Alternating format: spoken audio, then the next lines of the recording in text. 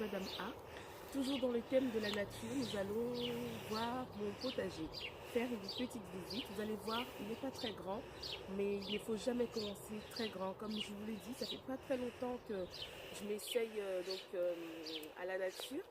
Donc j'ai commencé petit par des choses où je suis sûre qu'ils vont pousser, qu'elles vont pousser. Et parce que ça donne du courage de continuer après quand on voit que ces choses-là poussent très bien. Donc il est tout petit, mais je vais vous faire quand même une petite visite. Suivez-moi.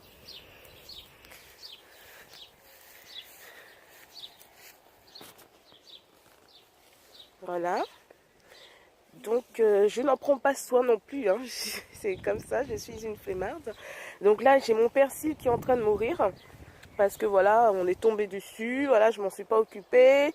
Mais voilà, je vois quand même qu'il y a que ça monte en graines, donc j'attends qu'il monte bien pour que je puisse récupérer les graines.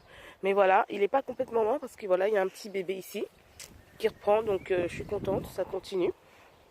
Alors c'est parti, donc voilà, j'ai principalement mis des tomates.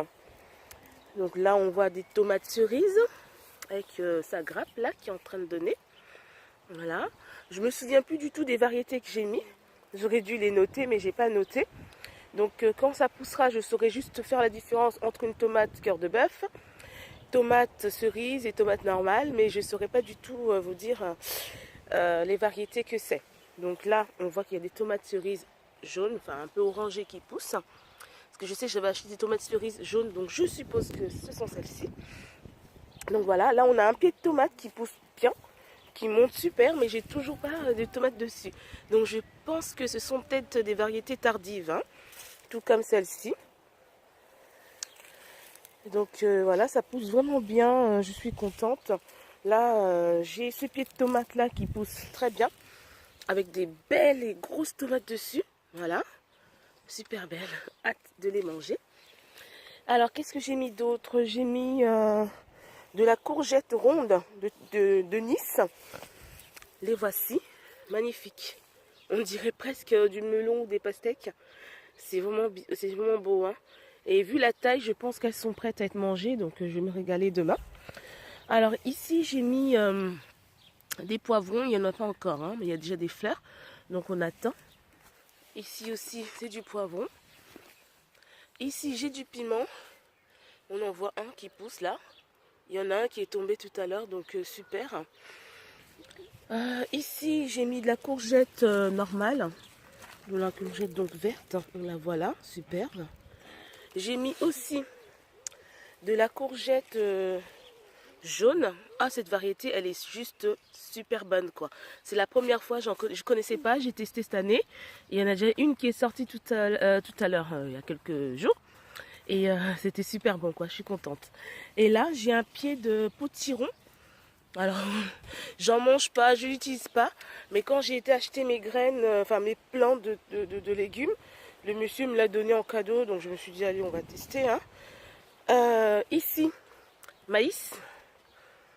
Maïs. Ça, par contre, j'ai déjà testé et ça pousse super bien. Et c'est une variété très sucrée. Elle est juste super bonne, quoi. Mes enfants aiment beaucoup en manger. Donc voilà, ici aussi, j'ai mis un autre pied de maïs. Voilà, qui va venir doucement. Alors, si vous avez remarqué par terre, vous avez vu, il y a une espèce de paille. En fait, c'est juste de l'herbe de l'herbe de mon jardin. Quand j'ai passé la tondeuse, j'en ai récupéré et je les ai mis au pied de chaque plant. Alors c'est un concept que j'ai appris cette année, hein, il n'y a pas longtemps, qui s'appelle la permaculture.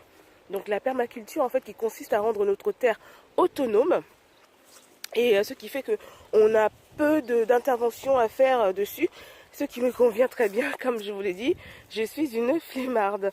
Donc grâce à ça, il y a un petit peu moins d'herbe, comment on appelle ça, de la mauvaise herbe.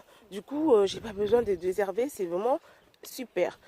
Et grâce à cette méthode aussi, parce qu'avant je n'avais pas constaté cette chose, vous voyez, j'ai des pieds de tomates qui ont poussé tout seuls ici.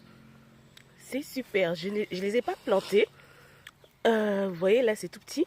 Et ça, c'est ce que j'ai planté, hein, ils sont bien grands. Et ces pieds-là sont sortis tout seuls. En fait, c'est des plants de tomates de l'année dernière. Parce que quand après j'en avais marre de venir dans mon jardin, je les laissais mourir tout seul. Et je pense que ce sont ces tomates qui sont tombées. Et ben les graines là, ben, ils ressortent. Et j'avais pas du tout cette pousse là l'année dernière. Je les ai eu que cette année. Donc je pense que c'est grâce à cette permaculture en fait qui consiste à laisser la nature faire et laisser la biodiversité faire. Et donc voilà, ça donne ça. Si jamais vous voulez connaître un peu plus sur cette permaculture, je vous conseille d'aller voir la chaîne YouTube de permaculture agroécologique, etc. C'est fait par un super monsieur qui fait plusieurs vidéos du genre mai au jardin, juin au jardin, juillet au jardin. Voilà, plusieurs suites de vidéos qui nous apprend beaucoup sur le potager et la permaculture. La nature. Voilà, c'était une petite visite de mon potager. J'ai hâte de commencer à manger tout ça et je vous dis à très bientôt pour d'autres vidéos. À bientôt.